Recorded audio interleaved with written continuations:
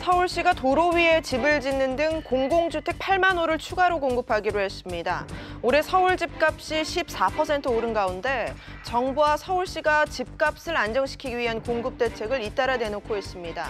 올해 부동산 시장을 짚어보고 내년 전망도 미리 해보겠습니다. 재벌가가 밀집한 서울 한남동 단독주택 3채 중 한 채꼴로 공시가격이 50% 이상 뛸 전망입니다. 시세에 훨씬 못 미친다는 지적에 따른 겁니다.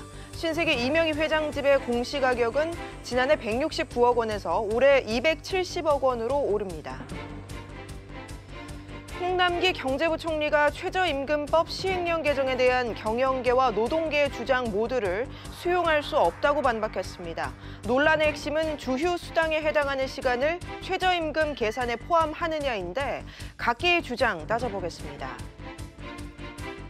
신한금융이 역대급 물갈이 인사를 단행한 가운데 이 중 한 명인 위성호 신한은행장은 회장 후보들을 퇴출시킨 게 이해되지 않는다며 공개적으로 의문을 제기했습니다. 일각에서는 제2의 신한 사태를 우려하고 있습니다.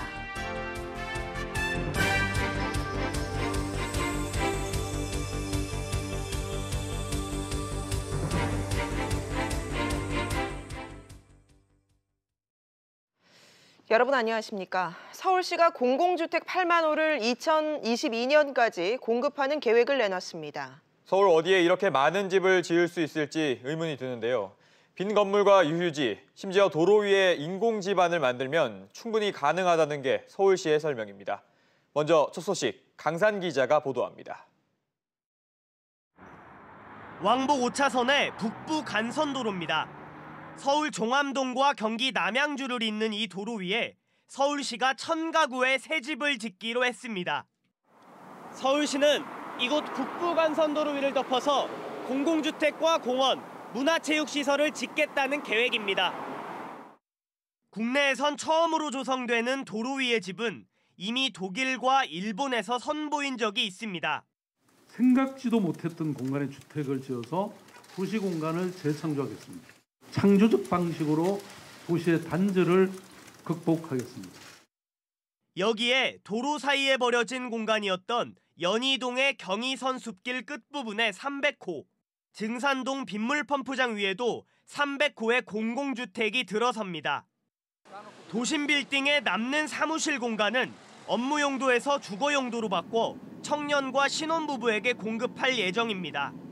또 용적률을 올려주는 대신 늘어난 공간의 절반을 임대주택으로 전환하는 방안도 발표됐습니다. 상업지역 주거 비율을 400%에서 600%로, 또 준주거지역 용적률은 400%에서 500%로 높이기로 했습니다. 지하철역에서 250m 이내의 역세권 중 일부 지역의 용도를 준주거지역에서 상업지역으로 바꿔 용적률을 높이는 방안도 포함됐습니다. 서울시는 이 같은 계획을 통해 오는 2022년까지 모두 8만 호의 공공주택을 추가로 공급하겠다고 밝혔습니다. SBS CNBC 강산입니다. 네, 서울시가 이처럼 주택 공급을 늘리는 이유는 서민 주거복지 향상을 위한 것도 있지만 치솟는 집값을 잡기 위한 목적이 더 큽니다. 관련해서 올해 집값이 얼마나 올랐는지 또 내년은 어떻게 전망되는지 취재기자와 짚어보겠습니다. 황인표 기자 나와 있습니다. 황 기자. 네. 먼저 오늘 서울시가 발표한 계획, 이게 과연 효과가 있을까요? 일단 도로 위에 집을 짓고요. 건물 안에 빈 사무실을 공공주택으로 전환하는 등의 아이디어는 기존에 시도된 적이 없기 때문에 좀 획기적이다 이런 반응이 먼저 나오고 있습니다. 예. 그만큼 풀어야 될 과제도 많은데 일단 도로 위에 인공지반을 만드는 문제는 안전과 소음, 이 공해 등의 문제가 불거질 수 있고요. 도심 빌딩 안에 사는 문제는 이제 도심이다 보니까 근처에 아무래도 학교라든지 마트, 의료시설 이런 주거 환경이 좀 부족할 수 있기 때문에 수요자들이 실제로 얼마나 몰릴지 좀 더 따져봐야 될 문제 같습니다.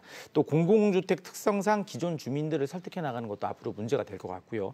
그럼에도 불구하고 오늘 발표된 계획은 이 박원순 시장이 주택시장 안정을 위해서 이 승부수를 던졌다 그런 평가가 더 많이 나오고 있습니다. 네, 그렇다면 올 한 해를 좀 되짚어 볼게요. 네. 어디에 얼마나 올랐죠? 그 KB금융연구소 분석에 따르면요, 올해 가장 이제 집값이 많이 오른 지역이 성남시 분당구로 나타났습니다. 이 지역 아파트 가격이 1년간 21.9%나 올랐는데요. 그 다음으로는 대부분이 이제 서울 지역이었습니다. 보시는 것처럼 영등포가 두 번째로 많은 18.3%, 이 강남구가 17.8% 등 두 자릿수 이상으로 많이 올랐고요. 이 서울의 25개구 아파트 값의 상승률은 평균 14%에 달했습니다. 이 절대적으로 아파트 값이 가장 높은 곳은 강남구였는데요. 1제곱미터당 매매 가격이 1,825만 원으로 수도권과 광역시를 제외한 기타 지방의 평균 가격 217만 원에 비해서 8배 이상이나 높았습니다. 이 평당으로 따져보니까요, 강남권 아파트는 올해 평당 6천만 원을 넘어섰습니다. 네, 반면에 지방은 좀 사정이 좀 달랐죠? 네, 뭐 조선과 그 자동차 등 제조업 경기가 올해 최악이었죠. 이런 것들을 반영해서 이런 산업들이 많이 몰려 있는 지역의 집값이 크게 하락했는데요. 예. 경남 거제가 마이너스 10.5%로 가장 많이 떨어졌고, 이어 창원과 마산이 뒤를 이었습니다. 뭐 울산과 포항 역시 이런 하락세를 극복하지는 못했습니다. 서울 대부분 지역이 10% 이상 늘어난 데 반해서 지방의 일부 지역은 뭐 보시는 것처럼 마이너스 10%를 기록했으니까 이 부동산 시장의 양극화가 극심했던 한 해라고 봐도 될 것 같습니다. 그렇다면 내년은 어떻게 될까요? 그 많은 전문가들이 내년에 집값이 더 떨어질 것이다, 이런 전망을 지금 내놓고 있습니다. 예. 그 강화된 대출 규제에 이어서 지금 공시가격도 오르고 있고 종부세도 오르고 있기 때문에 이런 여러 가지 요인들이 겹쳐서 본격적인 하락기가 이제 시작될 것이다, 이런 전망이 나오고 있는데요. 다만 서울과 수도권 집값 전망과 관련해서 좀 의견이 엇갈리고 있습니다. 그 KB금융의 조사 결과 이 공인중개사 10명 중 7명은 수도권도 집값이 떨어질 것이다, 이렇게 내다본 반면에 이 부동산 전문가들과 은행 PB센터에서 일하는 직원들의 절반 이상은 그래도 수도권의 상승세가 내년에도 계속해서 이어질 것 같다, 이런 견해를 내놨습니다. 한국은행도 부동산 전문가 170여 명을 대상으로 이 설문을 한번 해봤는데요. 3명 중 2명이 서울 집값이 하락할 것이라고 내다봤습니다. 이 경기와 대전, 세종을 제외한 나머지 지역의 집값이 대부분 떨어질 것으로 내다봤습니다. 네, 알겠습니다. 황 기자 이야기 잘 들었습니다. 네, 보신 것처럼 서울 시내 주택 공급도 늘지만 수도권에서 서울 도심 진입까지 이동 시간도 획기적으로 단축될 전망입니다. 수도권 광역급행철도 GTX A 노선이 내일부터 본격적인 공사에 들어가는데요. 오는 2023년 개통되면 경기 북부 파주와 남부 동탄에서 서울까지 20여 분이면 도착할 수 있게 됩니다. 조슬기 기자의 보도입니다. GTX는 지하 40m에서 일반 철도의 3-4배인 최고 시속 200km로 달리는 도심 고속전철입니다. 일산 킨텍스에서 서울 삼성역까지 지금은 지하철로 평균 1시간 20분, 모두 33개 역을 통과해야 하지만 GTX A 노선은 단 3개 역만 거치면서 20분이면 도착 가능합니다. 킨텍스에서 서울역은 이보다 짧은 16분, 동탄에서 삼성역까지 22분 등 이동 시간이 70에서 80% 이상 단축되면서 수도권 주민들의 서울 30분 생활권이 대폭 확대될 전망입니다. GTX 노선 자체가 획기적인 교통 개선 정책을 담고 있다 보니까 특히 동탄과 파주 일대 같은 경우 획기적으로 서울 접근성이 개선된다고 볼 수 있고요. 총 길이 80km, 10개의 정거장을 만드는 데 투입되는 예산은 2조 9천여억 원으로 오는 2023년 말 개통을 목표로 하고 있습니다. 다른 GTX 노선 사업도 속도를 내고 있습니다. 경기도 양주와 수원을 잇는 GTX C 노선은 사업 착수 7년 만인 이달 초 예비 타당성 조사 문턱을 넘었습니다. 또 인천 송도와 남양주 마석을 잇는 B 노선은 수도권 광역교통망 개선 계획안에 포함되는 등 사업 추진 가능성이 높은 것으로 알려졌습니다. SBS CNBC 조슬기입니다. 네, 우리나라 최고 부촌으로 꼽히는 곳 중에 한 곳이 서울 용산구 한남동입니다. 이 한남동 단독주택 3채 가운데 한 채꼴로 공시가격이 지난해와 비교해 절반 이상 뛸 전망입니다. 윤지혜 기자입니다. 우리나라 재벌 총수 상당수가 살고 있는 서울 용산구 한남동입니다. 한국감정원에 따르면 한남동의 표준주택 3채 중 한 채꼴로 내년 공시가격이 50% 넘게 오른 것으로 나타났습니다. 신세계 이명희 회장 등 재벌가와 배우 송중기, 송혜교 부부 등이 소유한 주택들이 해당됩니다. 표준 단독주택 공시가격이 발표될 때마다 1위를 차지했던 신세계 이명희 회장 주택의 공시가는 지난해 169억 원에서 올해 270억 원으로 59.7% 오른다고 통보받았습니다.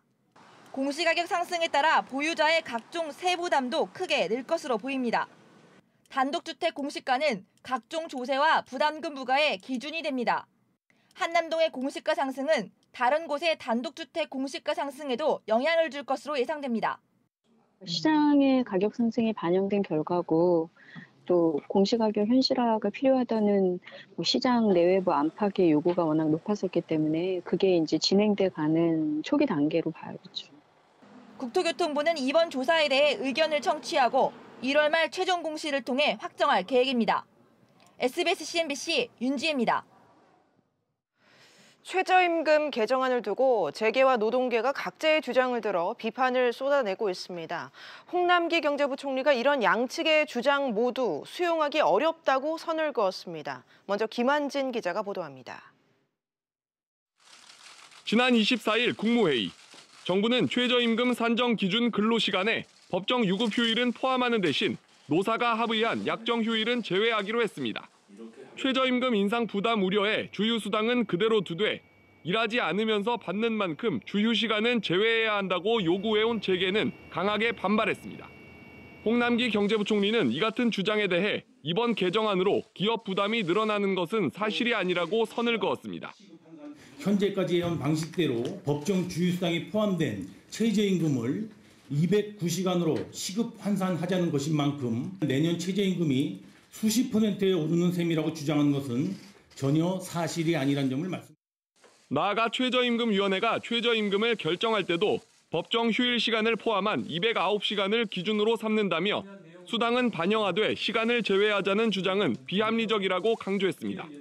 약정 휴일 제외와 관련해 불이익을 본다는 노동계에 대해서도 비판할 내용이 아니라고 쓴소리를 쏟아냈습니다. 합리적이지 않아 제외한 것인데 이를 두고 왈가왈부하지 말라는 의미입니다. 토요일 날 약정 휴무를 더 주는 추가적으로 주는 기업이 많지도 않지만은 추가적으로 주는 기업은 243으로 나눠야 되는 것이 합리적이지 않다 해서 그걸 제외시킨 거고요. 정부는 일자리 안정자금 대상 기준을 월 210만 원까지 올리는 등 9조 원 규모 재정 지원을 신속 집행해 최저임금 인상 여파를 최소화하기로 했습니다. SBS CNBC 김한진입니다. 네, 최저임금 계산법을 두고 경영계와 정부의 시각차가 큽니다. 어떤 부분이 논란이 되고 있는 건지 취재기자와 자세히 짚어보겠습니다. 이한승 기자가 나와 있습니다. 이 기자. 네. 주휴수당에 해당하는 시간을 최저임금 계산에 포함하느냐, 이게 쟁점인 거죠? 네, 맞습니다. 일단 근로기준법상에서는 일주일에 15시간 이상 일한 근로자에게 8시간에 해당하는 유급 휴일을 주게 돼 있습니다.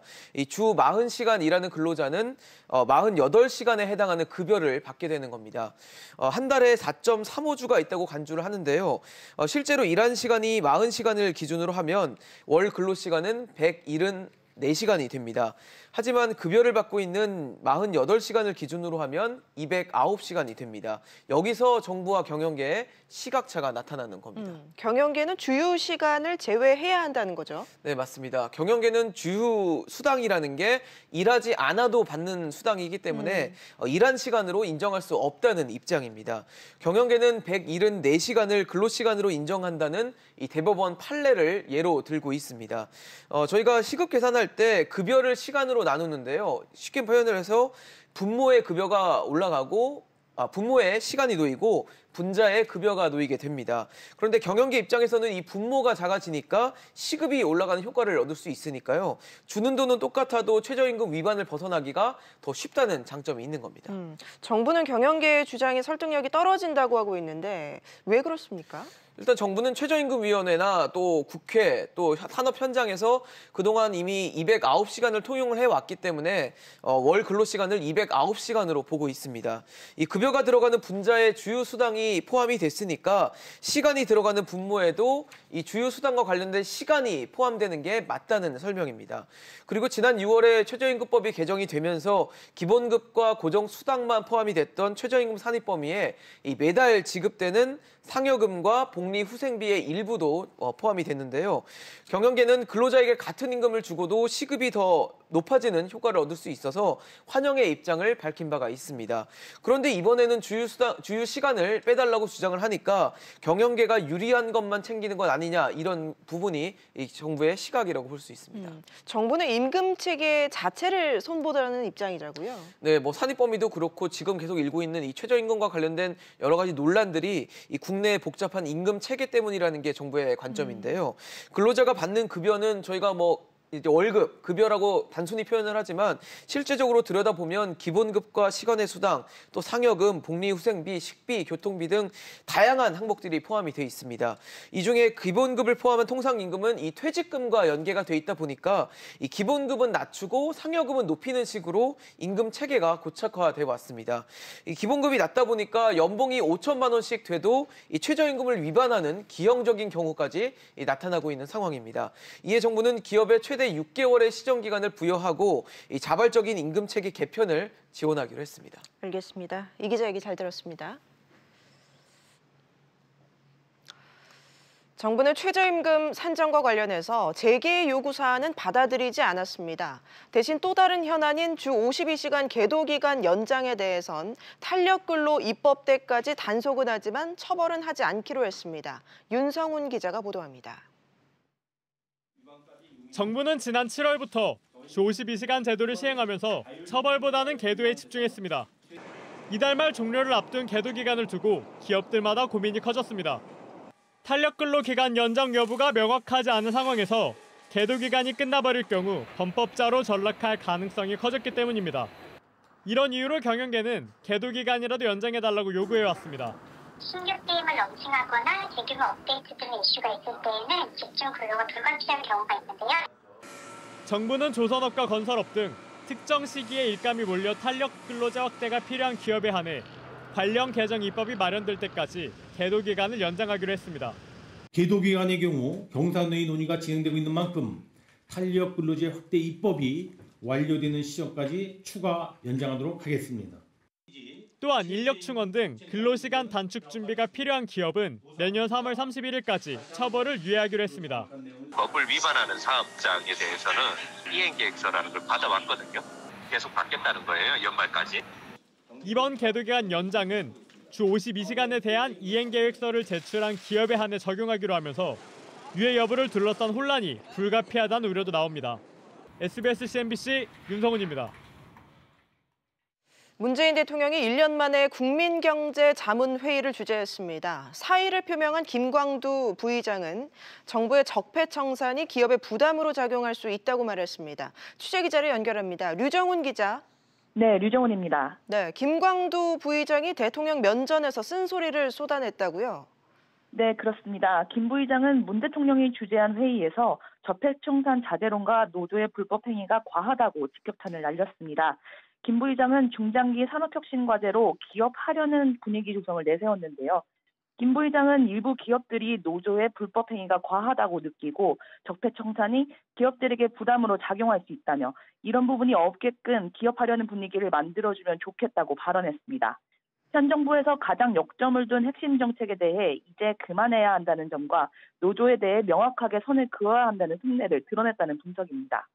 특히 이 자리에 참석한 경실련 재벌개혁위원장인 박상인 서울대 행정대학원 교수가 제조업 혁신을 위해서라도 재벌개혁을 해야 한다고 강조한 대목과도 뚜렷하게 대비를 이뤘는데요. 문 대통령은 이 같은 김광두 부의장의 발언에 대해 별다른 언급 없이 듣기만 한 것으로 알려졌습니다.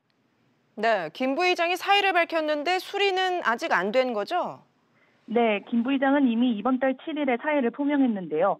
청와대는 당시 난색을 표한 것으로 전해졌고 문 대통령은 아직 사표를 수리하지 않은 상태입니다.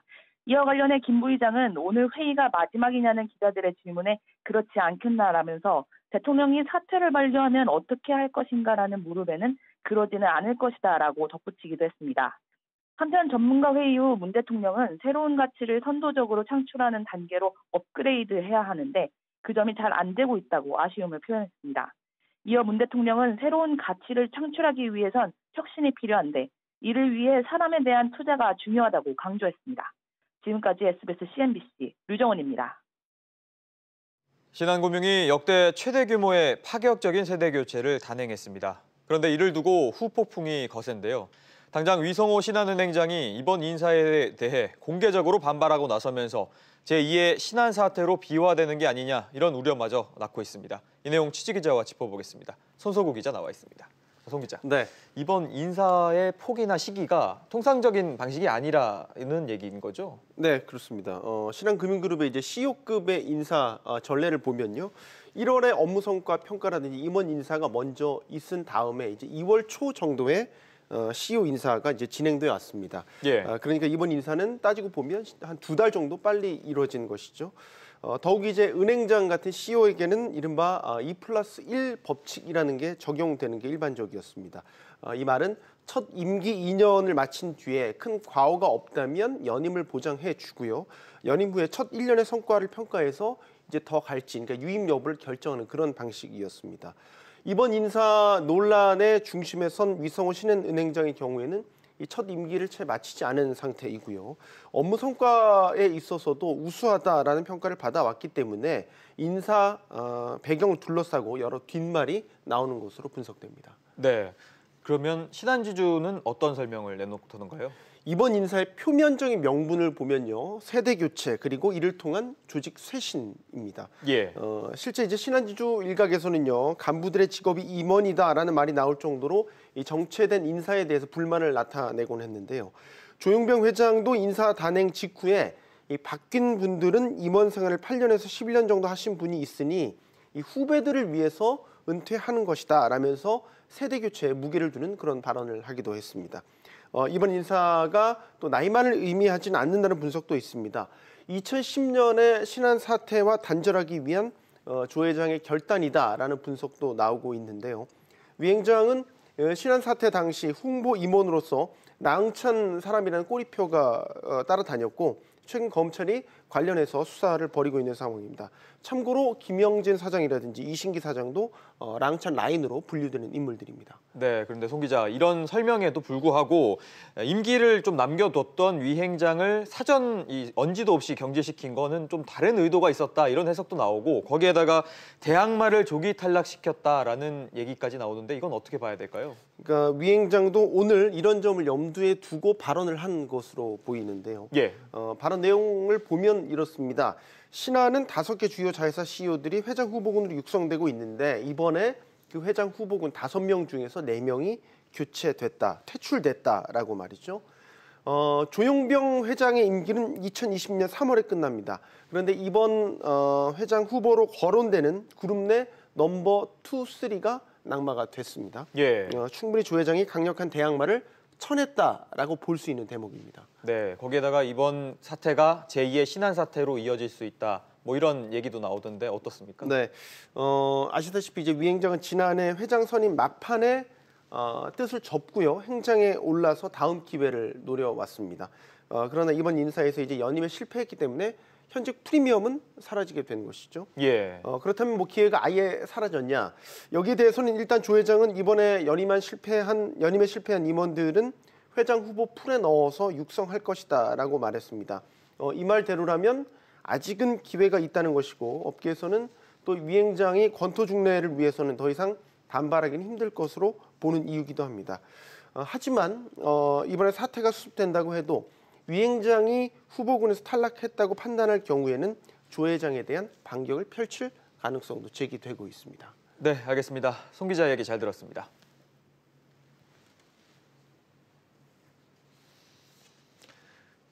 네, 올해도 일주일이 채 남지 않았는데요. 새해부터는 육아와 고용, 부동산, 경제 등 다양한 분야에서 달라지는 것들이 많습니다. 정인아 기자가 보도합니다.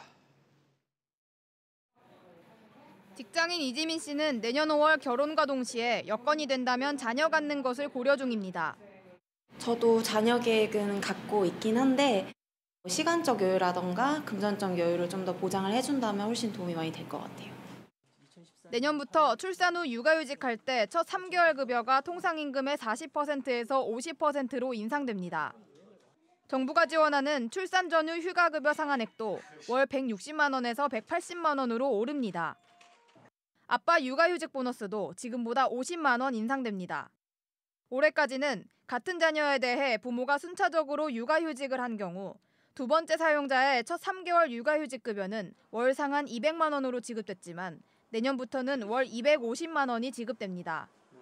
일명 만능통장으로 불리는 개인종합자산관리계좌 IS에 제공하는 세제 혜택도 3년간 연장되고 직장을 다니다가 출산과 육아로 쉬는 사람도 가입할 수 있도록 했습니다. 사회초년생이거나 구직자인 청년들을 위한 청년우대형 청약통장의 가입 연령도 만 19세 이상 34세 미만으로 늘리고 부모와 같이 사는 경우에도 가입할 수 있도록 요건을 완화했습니다. SBS CNBC 정인아입니다.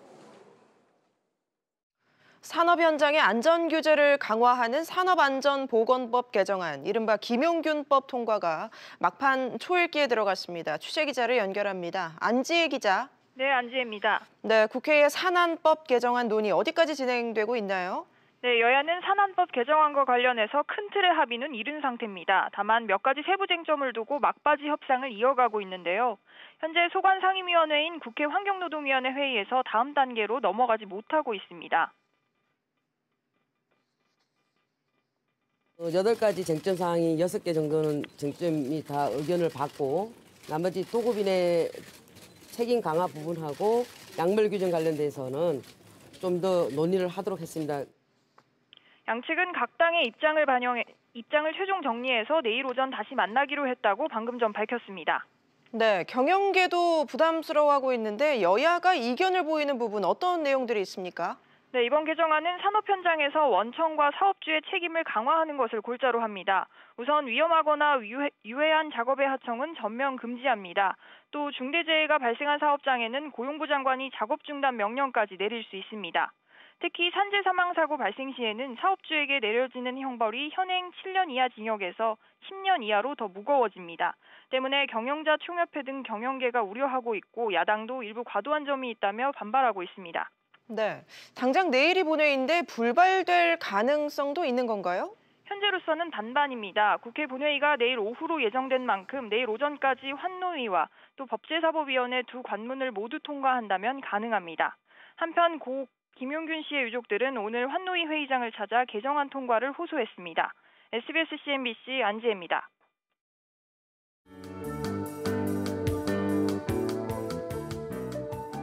안녕하세요. K웨더 라이프스타일 예보 오조입니다. 밤사이에 찬 공기가 유입되면서 기온이 뚝 떨어졌습니다. 서울의 아침 기온은 영하 12도까지 내려가면서 이번 겨울 최강 한파가 예상되는데요. 한낮에도 영하 6도에 머무는 등 추위가 이어지겠습니다. 외출 시에 옷차림 따뜻하게 하셔야겠습니다. 현재 서울, 경기와 강원, 영동, 경상도 곳곳을 중심으로는 건조특보가 발효되면서 대기가 매우 건조합니다. 바람이 강하게 불면서 불씨가 옮겨 붙기 쉬우니까요. 산불 등 각종 화재 예방에 유의하시기 바랍니다. 현재 위성 영상을 보시면 전국이 대체로 맑은 가운데 남해안과 제주도는 흐린 상태인데요. 오후부터는 대기 순환이 원활해지면서 내일 전국의 초미세먼지 농도는 보통 수준의 단계를 보이겠습니다. 중부지방은 대체로 맑겠고 서울의 아침 기온 영하 12도, 인천과 수원 영하 11도, 대전과 청주 영하 9도까지 내려가 춥겠습니다. 동해안은 대기가 건조하겠는데요. 낮 최고 기온 강릉 영하 1도, 속초 영하 2도로 영하권에 머물겠습니다. 남부지방은 오후부터 흐려지다가 눈이 오겠습니다. 낮 최고 기온은 부산 3도, 제주 4도가 되겠습니다. 현재 동해와 남해상에는 풍랑특보가 발효 중입니다. 여기에 전해상에는 눈이 내리겠고요. 물결은 동해상에서 최고 5m로 매우 높게 일겠습니다. 항해나 조업하는 선박은 각별히 유의하시기 바랍니다. 당분간 한파는 계속 이어질 것으로 보이는데요. 내일부터 충남과 호남, 제주도에는 눈이 내리기 시작해 주말에 대부분 그칠 것으로 보입니다. 날씨였습니다. 뉴스프리즘 여기서 마치겠습니다. 편안한 저녁 보내시기 바랍니다. 고맙습니다.